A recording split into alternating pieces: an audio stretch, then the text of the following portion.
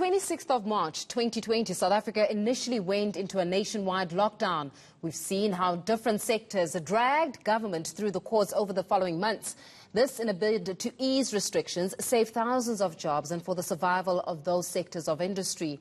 Now, Edwin Cameron, an inspecting judge at the Judicial Inspectorate for Correctional Services, has written an interesting piece titled, "To Enforce the COVID Lockdown, Did We Wage a War on the People of South Africa?" He joins us now to unpack this. Edwin, thanks a lot for joining us this evening. Let's talk a little bit about the United Nations Secretary General, who labeled the pandemic the fight of a generation.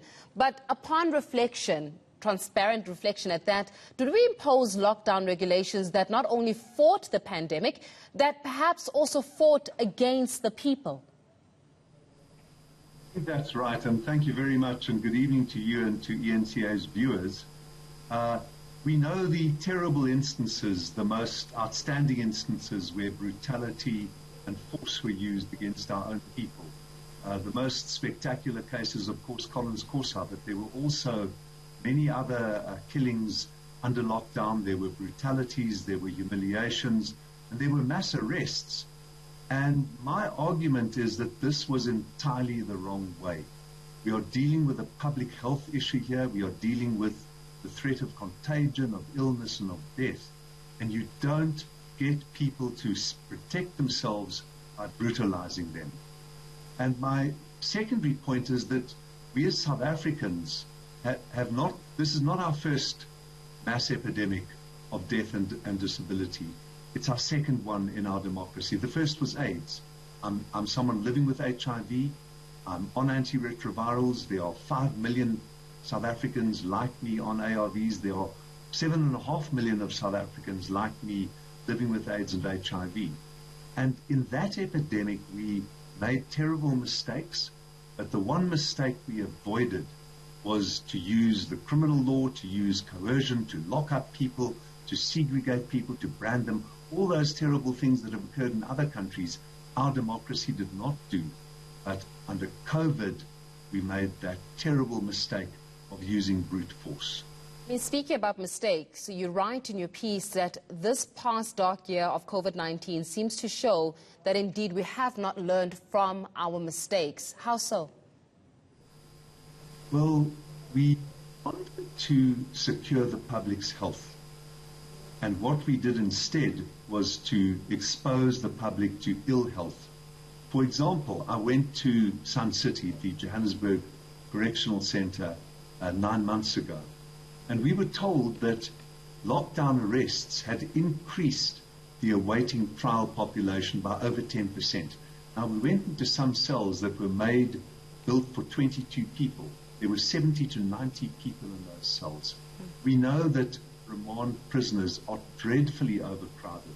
We added to that overcrowding during an epidemic where overcrowding leads to exposure. Many of those people were later released, and they were sent back into the communities, having been exposed in our prisons. So to me, this was illogical, it was wrong, it violated elementary norms of public health, and we shouldn't have done it. We should still not be doing this mass arrest thing. I don't deny that there is a role for the criminal law in AIDS, a rare role. There is a role for the criminal law, a rare role in COVID, but not this mass campaign of force, of securitization, of police, of SANDF employment. None of that did us any good. In fact, it did us harm. Yeah.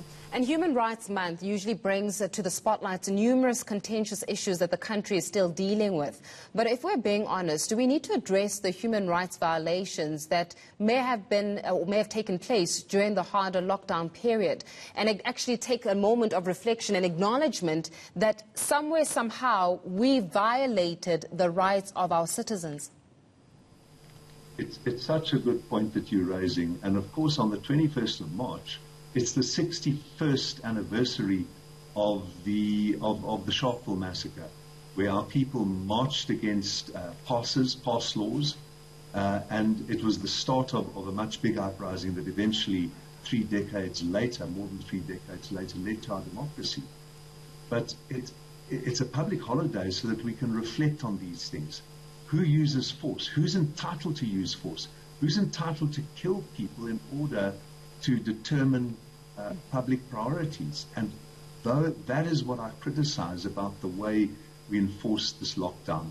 And I can name cabinet members. You're welcome to ask me to name. I don't want to name them because it was all of us who adopted the wrong approach.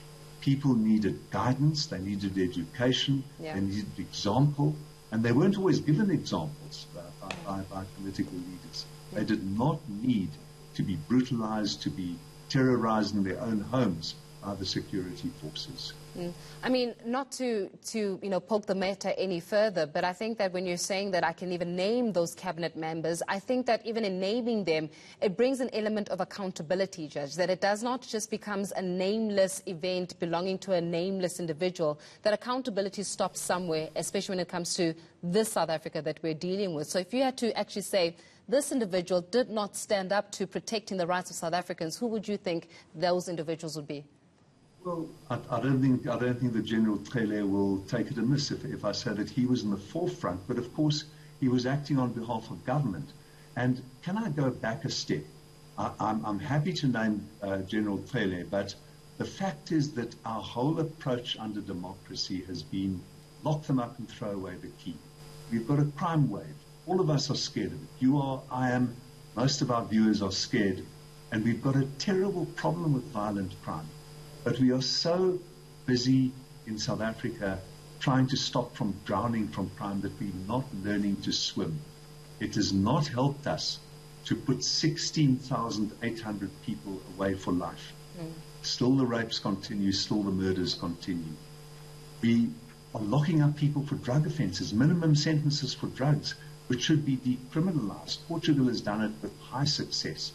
We are locking up people with minimum sentences, even for fraud and extortion and money offences, completely counterproductive.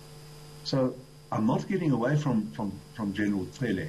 I'm saying that he represents a grave public policy error that we made 23 years ago with the Minimum Sentences Act, the life sentences provisions, with the making bail more difficult.